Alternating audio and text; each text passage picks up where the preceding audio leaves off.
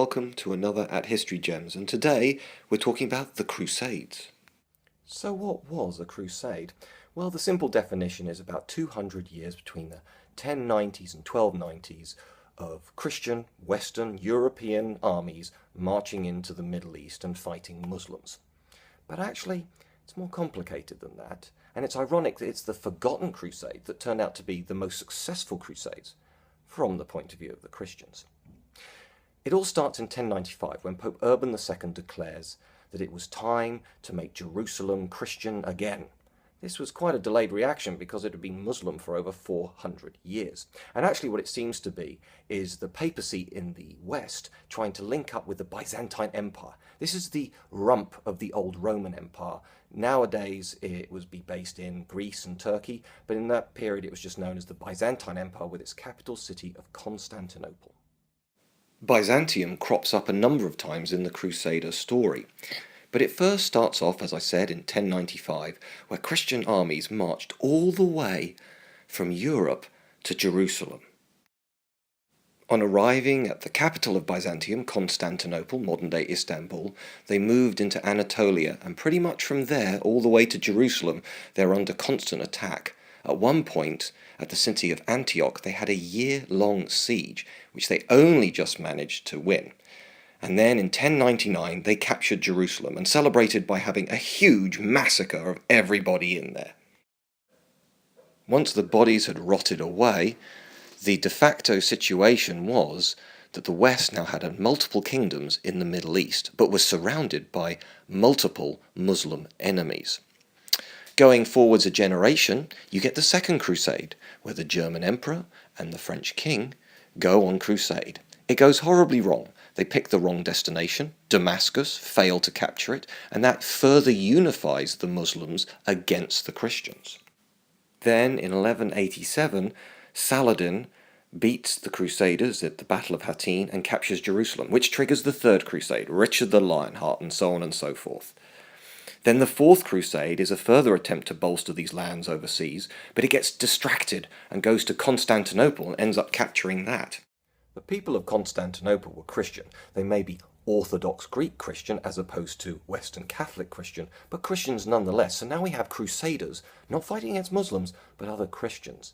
And indeed the next crusade, not the Fifth Crusade, but one called the Albigensian Crusade, is in France against Christian heretics. It's also worth rewinding quickly back to 1095. Yes, huge swathes of European knights went off to the Holy Land, but there was one group that Pope Urban II specifically said, don't go, and those were the Spanish nobility. See, they had been fighting for centuries to try and push back the Muslims in the Iberian Peninsula, modern-day Spain and Portugal. They had had their own personal war, but because it was fundamentally between Christian and Muslim, it got mixed into the whole crusading ideal. So if you want to include those conflicts as part of the Crusades, well, they lasted for another 400 years and would eventually lead to the whole of Spain, the whole of Portugal becoming Christian, and now they are very Christian countries. So in that respect, the Christians won the Crusades in Spain and Portugal. But then there's Northern Europe. At the same time as the Third and Fourth Crusades were getting going, there was starting to be campaigns into the final few pagan lands of Europe. Yes, places like Estonia and Lithuania were still pagan, neither Christian, Muslim, or anything else really.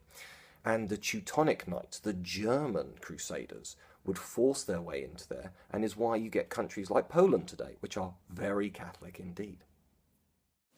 Back to the Crusades in the Middle East, sort of, the Fifth Crusade decided to attack Egypt rather than the Holy Land at all.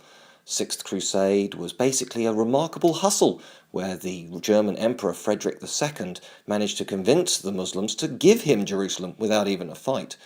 The Seventh Crusade was back to Egypt, Eighth Crusade was further along the North African coast, and the Ninth Crusade barely happened at all. Really, in the year 1291 is where the classic Crusades end, because the Muslims capture the last Christian city in the Holy Land, Acre. But that wasn't necessarily the end of the story. There were many other religious battles, and indeed some of these people, like the Hospitallers and Templars, would go on to fight or be destroyed in the centuries to come. If you want to look at the last time the Pope raised a tax, a papal bull for crusade, that's actually in the Spanish Civil War of the 1930s. So working out when they start is easy, but working out exactly when they finish is much harder. I'm quite impressed I managed to do the whole of the Crusades in under 5 minutes. As always, Twitter, Facebook are the places to find At History Gems if you want more, but don't forget, At History Gems now has a book too. Do buy it, do rate it on Amazon, and see you soon.